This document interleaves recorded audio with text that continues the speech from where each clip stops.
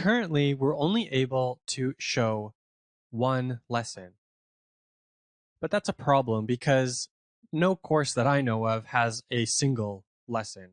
That would be a very short course, and you probably wouldn't be learning a lot from it. So in order to do this, we need to add dynamic sections to the route, where that part of the route then can be extracted as a variable that we can use in the logic of our app. Nuxt makes this really easy for us.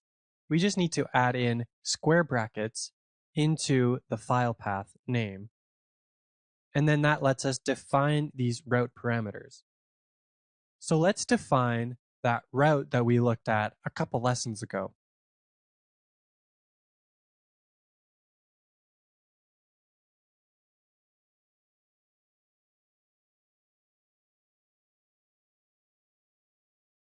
We've updated our file path to match that route that we wanted to have with course/chapter/ the name of the chapter / lesson / the name of the lesson.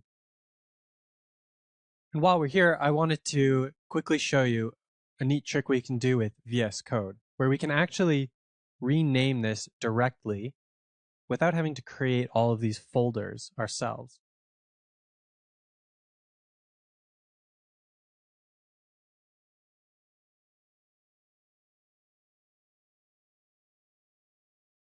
So I'll just rename this directly, including the different directories that we want to use.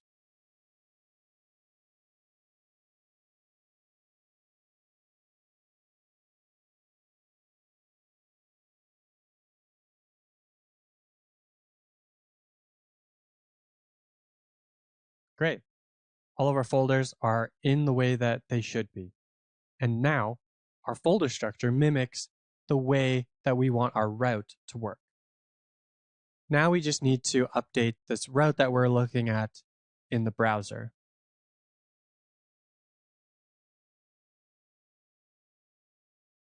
And perhaps restart our DevTools because we did a bunch of file system changes that weren't picked up by the hot module reloading. Perfect. There we go. So in order to use the chapter slug and lesson slug route parameters, we can use the global $route variable, which we can access from inside of any template in our app.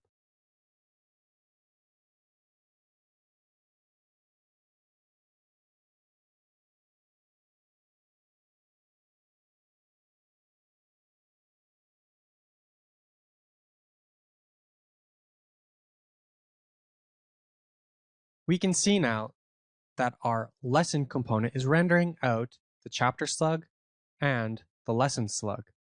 And if we change this to some other value, it'll update there. Now the next step for our app is to actually use these slugs to load in the right course data. But before we move on to that next lesson, I want to take some time to show you all of the different things we can do with dynamic routes in Nuxt. We can mix and match static and dynamic parts within each segment of our route.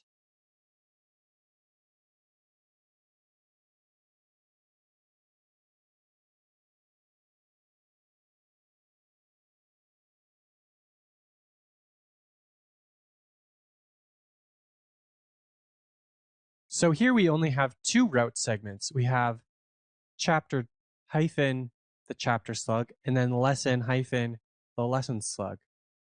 If we restart our dev server and we go to a made up route,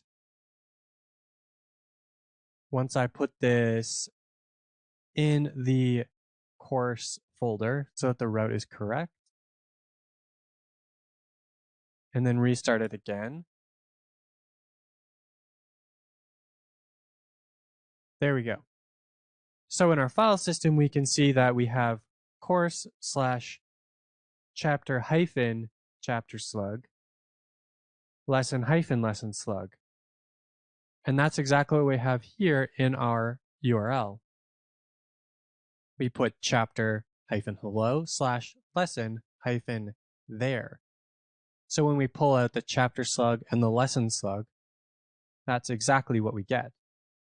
So we can mix and match static and dynamic within each segment. We can also combine multiple route parameters within the same segment. We just have to be careful about what characters will split them. So I'll update this here to have both slugs within the same route segment. So here our route in the file system is course slash the chapter slug hyphen the lesson slug.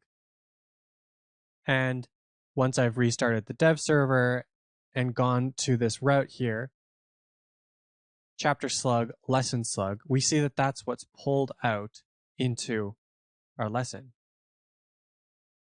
Now we need to be careful about what character we're using here to separate these two, because that character can't appear in this first slug. Because of the way that the regex works, it will get confused and it'll separate it in the wrong spot. So just something to keep in mind there. That's why we usually have one route parameter per segment, because we know the slash will separate the route segments. Now I've got one last thing that I want to show you before we move on. We can actually have optional segments using double square brackets.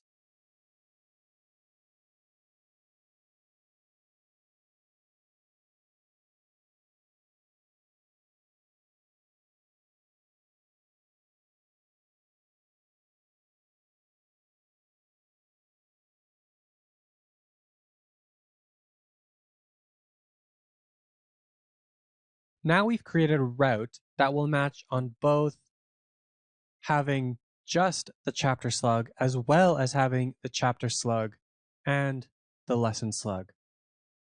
So here, if I go to /course/chapter slug, it pulls the chapter slug out as a route parameter.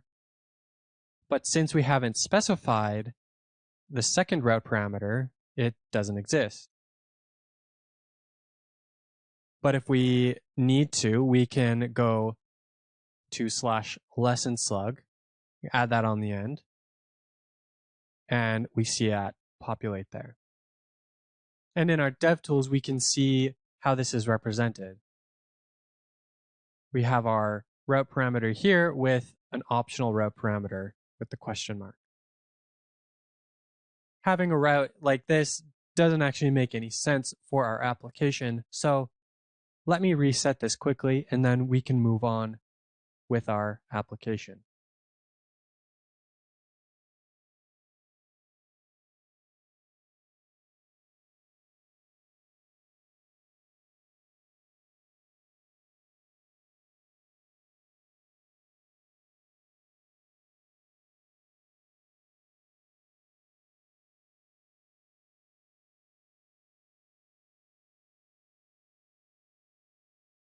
Now it's time to add in the course data that we'll actually be working with to show some lessons.